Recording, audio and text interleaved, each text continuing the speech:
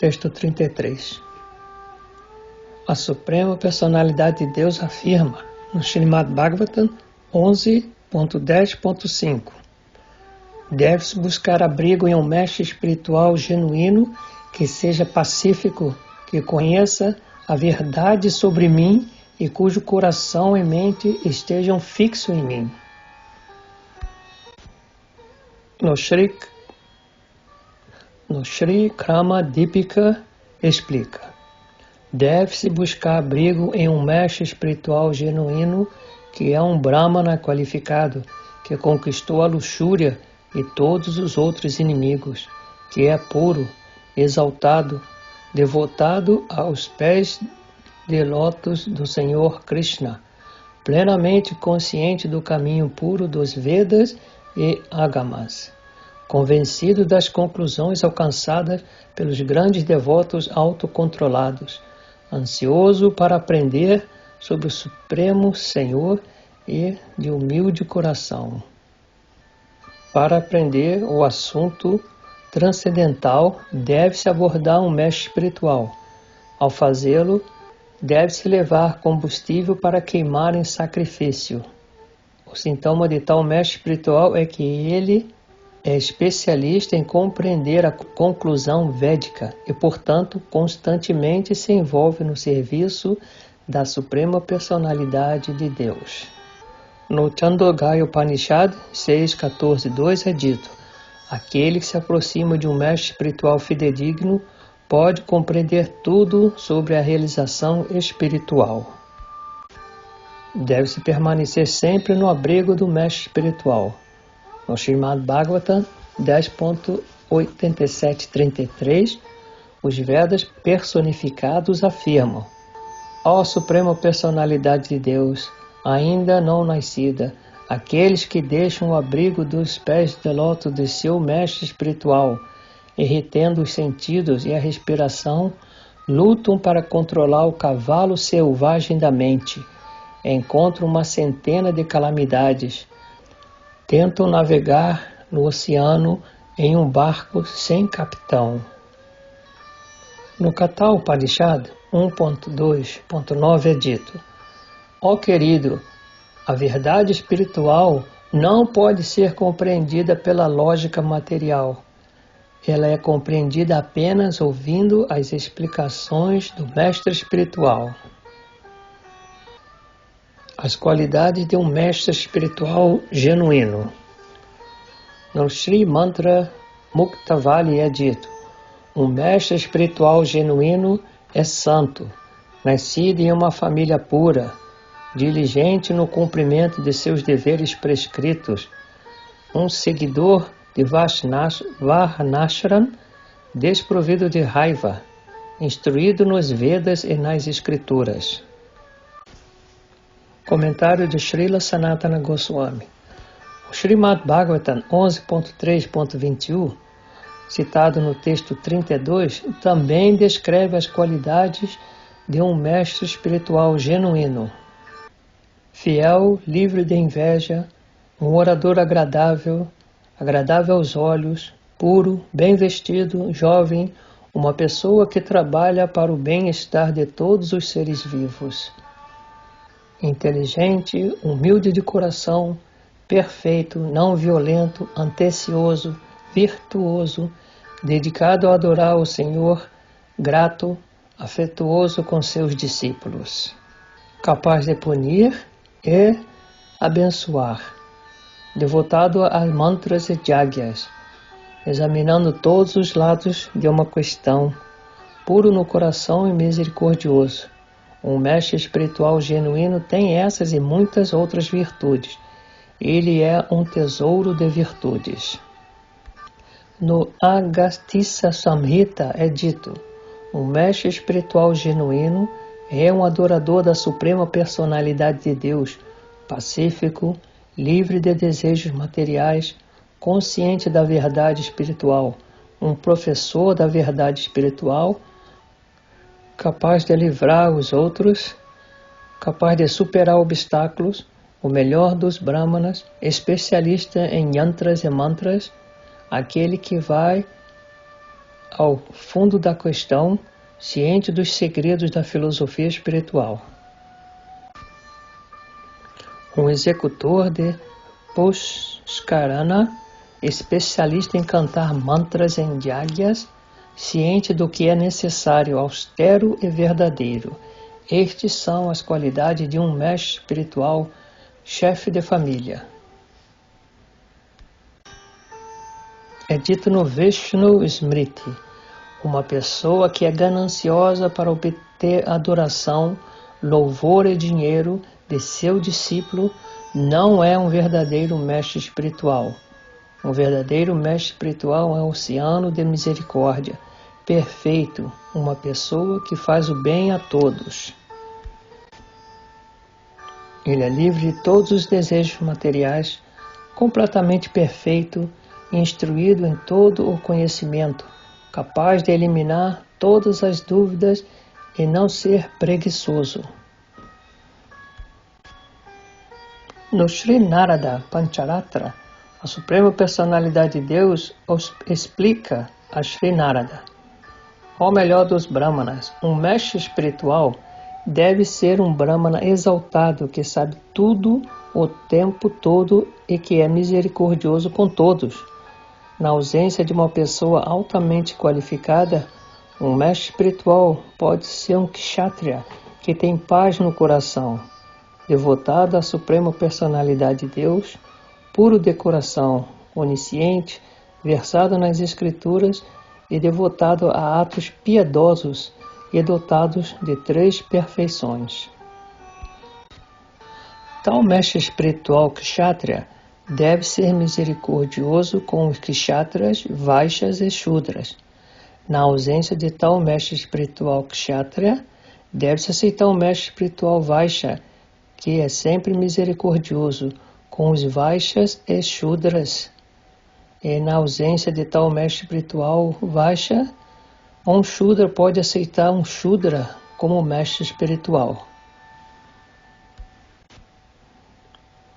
Além disso, se um mestre espiritual brahmana famoso estiver presente em nosso próprio distrito, uma pessoa que deseja auspiciosidade viajará para outro lugar para aceitar a iniciação de alguém que não seja ela. Uma pessoa que aceita um mestre espiritual de uma casta inferior encontra a destruição nesta vida e na próxima. Portanto, deve seguir esta instrução das Escrituras. Um kshatriya, vaixya ou shudra não deve dar iniciação a uma pessoa de casta superior. Está dito no Padma Purana: um brahmana, que é um grande devoto da Suprema Personalidade de Deus, é o mestre espiritual de todos os seres humanos. Todos devem adorá-lo como se ele fosse o próprio Senhor Krishna. No entanto, uma pessoa nascida em uma família aristocrática, iniciada em todos os yagyas e erudita em 1000 ramos dos Vedas, mas não devota do Senhor Vishnu, não pode ser um mestre espiritual genuíno. Comentário de Srila Sanatana Goswami. No Pancharataka é dito: ao cantar o mantra dado por um mestre espiritual que não é um devoto do Senhor Vishnu, a pessoa vai para o inferno. Tal discípulo deve ser iniciado novamente, desta vez por um mestre espiritual que é um devoto do Senhor Vishnu. Uma pessoa que aceitou a iniciação na adoração do Senhor Vishnu, que é devotada à adoração do Senhor Vishnu, é chamada de devoto do Senhor Vishnu pelos sábios. Quem não é como ele, não é um devoto do Senhor Vishnu. As características de uma pessoa que não é um mestre espiritual genuíno. No Tata Sagara é dito: uma pessoa que come vorazmente, usa roupas opulentas, é ávida pelos prazeres dos sentidos, adora discutir, é seguidora dos filósofos ateus, é perversa, fala o que não deve ser falado, tem muitos vícios. Comentário de Srila Sanatana Goswami. A frase "fala o que não deve ser falado" significa que tal pessoa prega que se deve praticar atos pecaminosos. Tem barba grande ou não tem barba, é servo de homens perversos que têm dentes pretos, lábios pretos e mau hálito, respira pesadamente, tem uma série de defeitos e, embora bem situado financeiramente e ávido por mais e mais doações, é o tipo de mestre espiritual que destrói a boa fortuna de seus discípulos. Texto 59. As qualidades de um discípulo genuíno. No mantra Muktavali é dito: um discípulo genuíno é fiel, glorioso, humilde, agradável aos olhos, verdadeiro, piedoso, inteligente, honesto, não é um hipócrita. Livre de luxúria e raiva, devotado aos pés de seu mestre espiritual, com corpo, mente e palavras, devotado à suprema personalidade de Deus, dia e noite. Saudável, sem pecado, fiel, sempre dedicado à adoração dos devas, brahmanas e pitas. Jovem em pleno controle de seus sentidos e gentil. Uma pessoa que possui essa e outras virtudes está qualificado para a iniciação. No Srimad Bhagavata 11.10.6 é dito: um discípulo genuíno é sem orgulho, não é invejoso, inteligente, livre de falsa possessividade, um amigo sincero de seu mestre espiritual, ansioso para aprender a verdade, não é hostil aos outros e avesso a conversas inúteis. Texto 64. Quem deve ser rejeitado? No Agastya Samhita é dito: aqueles que são preguiçosos, impuros, agitados, orgulhosos, avarentos, miseráveis, doentes, irados, apaixonados, ávidos de prazeres sensuais. Comentário de Srila Sanatana Goswami. A palavra agitado aqui significa agitado sem motivo.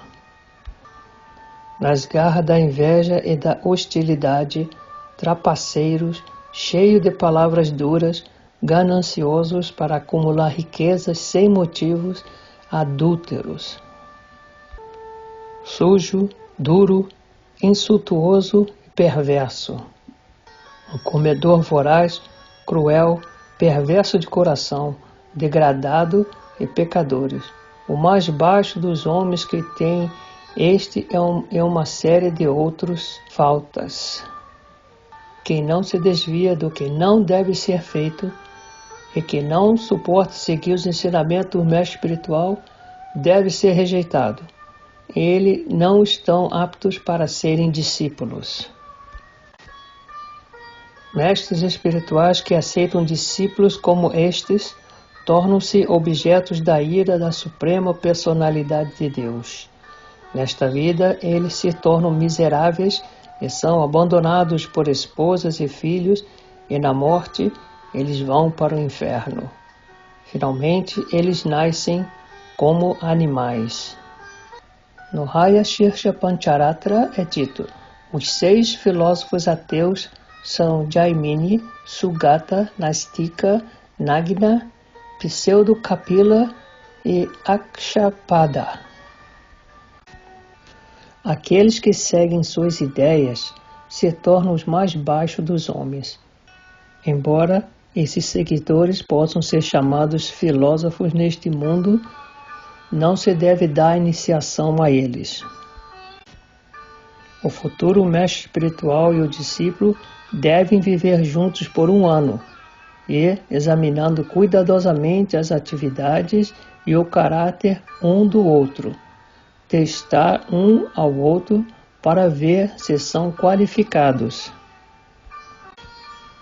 É dito no mantra Muktavali: o futuro mestre espiritual e o discípulo devem viver juntos por 1 ano, Dessa forma, eles entenderão a natureza um do outro. Então, saber-se-á se o mestre espiritual é um mestre espiritual genuíno e o discípulo um discípulo genuíno. Não há outra maneira de saber isso. Texto 75. O Shruti Shastra explica: o mestre espiritual não deve dar iniciação sem antes viver 1 ano com seu discípulo. No Sara Sangraha é dito: durante 1 ano, o mestre espiritual deve examinar seu futuro discípulo. As faltas de um conselheiro recaem sobre o seu rei, e os pecados de uma esposa recaem sobre seu marido. Da mesma forma, um mestre espiritual obtém os pecados de seus discípulos. Isto é certo. Texto 78. No Krama Dipika é dito: com o coração cheio de amor, sincero, e os pensamentos fixos na Suprema Personalidade de Deus, cujo umbigo é como uma flor de lótus, o candidato a discípulo deve, com sua riqueza, corpo e palavras agradáveis, servir seu mestre espiritual por 3 anos. Então, quando o mestre espiritual está satisfeito, o discípulo pode pedir iniciação no canto dos sagrados mantras. No Kurma Purana, Shrivyasa Gita é dito: o discípulo deve buscar regularmente água, kusha, grama kusha, flores e madeira. Ele deve lavar regularmente as roupas do mestre espiritual, untá-lo com pasta de sândalo e massagear seus membros. Nunca deve o discípulo dormir na cama do mestre espiritual, calçar seus sapatos, sentar-se em seu assento, cruzar sua sombra ou comer de seu prato. O discípulo deve preparar a escova de dente de seu mestre espiritual e outras coisas semelhantes, e deve perguntar que serviço deve realizar. Texto 82. O discípulo não deve sair sem primeiro pedir permissão. Ele deve sempre tentar agradar seu mestre espiritual. Ele nunca deve tocar os pés perto de seu mestre espiritual.